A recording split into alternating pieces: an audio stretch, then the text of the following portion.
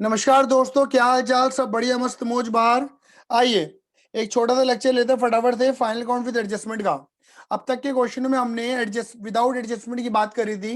हालांकि without adjustment वाले case में फिर भी एक एडजस्टमेंट मिलती थी जिसका नाम था क्लोजिंग स्टॉक। हमने क्लोजिंग स्टॉक के बारे में ये नहीं सीखा था कि क्लोजिंग स्टॉक को दो जगह क्यों डालते हैं, मतलब एक ट्रेडिंग में जाता था और एक बैलेंस शीट में जाता था एसेट साइड में। ऐसा क्यों करते थे हम, ये हमने रीजन नहीं लिया था। और मैंने बोला था कि जब मैं फाइनल अकाउंट विद एडजस्टमेंट सिखाऊंगा तब आपको ये चीजें समझ में आ जाएंगी। देखो, फाइनल अकाउंट में है कुछ नहीं, जितना हमने पहले करना था उतना तो हम कर ही रहे हैं। बस एक शब्द एक्स्ट्रा है, एडजस्टमेंट। मुझे तो आपको जो मतलब बताना है वो एडजस्टमेंट का मतलब बताना है कि एडजस्टमेंट का मतलब होता क्या है। क्लियर है? आइए जरा देखते हैं। देखो, आपको मैंने बता रखा था कि आपको क्वेश्चन के अंदर क्या मिलेगा मेरे बेटे जी, एक ट्रायल बैलेंस मिलेगा। एक ट्रायल बैलेंस मिलेगा बना बनाया, उसमें डेबिट होगा, उसमें क्रेडिट होगा। बात क्लियर हो गई? उसके अंदर assets, liability, capital, income, expenses, ये होंगे। अब assets, debit, expense, debit, liability, capital, income, LIC, credit, और ये तुम्हारा मैच करता था। और इसके पे तुम क्या बनाते थे? फाइनल अकाउंट, यानी कि ट्रेडिंग, पीएनएल और बैलेंस शीट बनाते थे। अब मैं आपको ये बोलना चाह रहा हूं कि इस ट्रायल बैलेंस के बाहर आपको कुछ एडिशनल इंफॉर्मेशन मिलेंगी।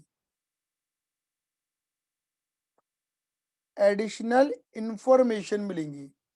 इन्हीं एडिशनल इंफॉर्मेशन को हम क्या कहते हैं मेरे बेटे जी? एडजस्टमेंट कहते हैं। ये कितनी भी हो सकती हैं, 1 2 3 4 5 6 7 8 9 10, कितनी दे देंगे। हालांकि आपको 3 से 4 का ही क्वेश्चन आएगा एग्जाम में। मैं यहाँ पे एक लेके चल रहा हूँ जैसे हमें मिलती थी क्लोजिंग स्टॉक,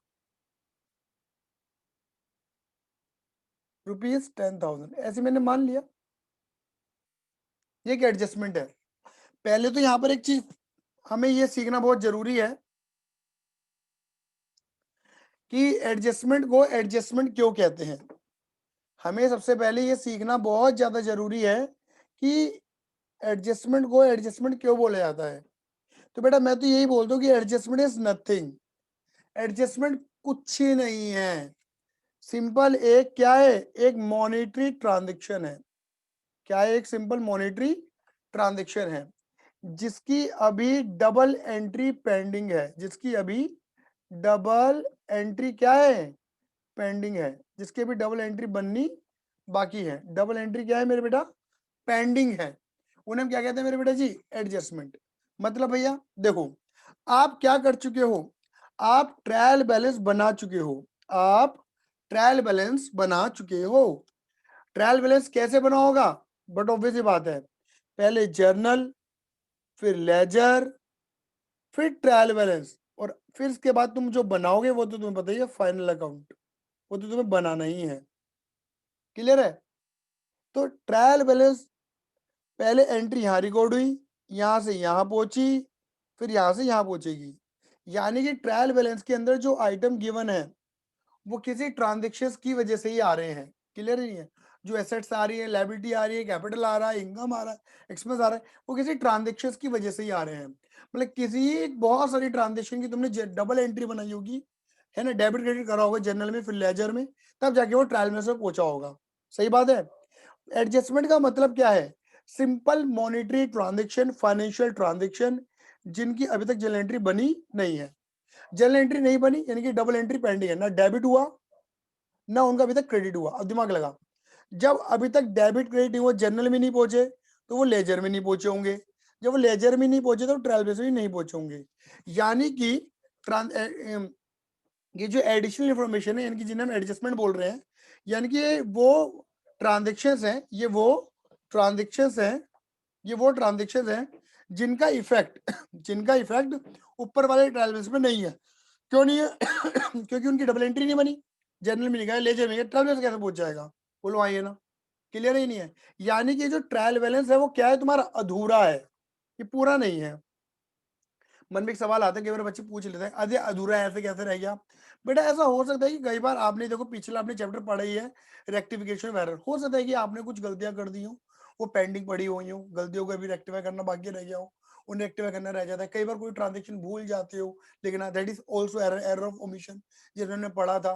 क्लियर है ये नहीं है। क्लोजिंग स्टॉक तो बाद में ही डील होता है, ट्रायल बैलेंस बनने के बाद, तो भी एक बात रह जाती है। क्लियर है ये नहीं है। तो यानी कि अगर मैं बात बोली तो आपके पास ट्रायल बैलेंस है वो अधूरा है।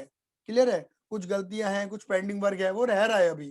तो फिर या तो ये हो कि तुम क्या करो, जर्नल बनाओ दोबारा से, फिर लेजर बनाओ, फिर दोबारा एक नया वाला ट्रायल बैलेंस बनाओ जो पूरा ट्रायल बैलेंस हो। क्लियर है ये नहीं है, जो पूरा ट्रायल बैलेंस हो। क्लियर है, या तो तुम वो बनाओ फिर।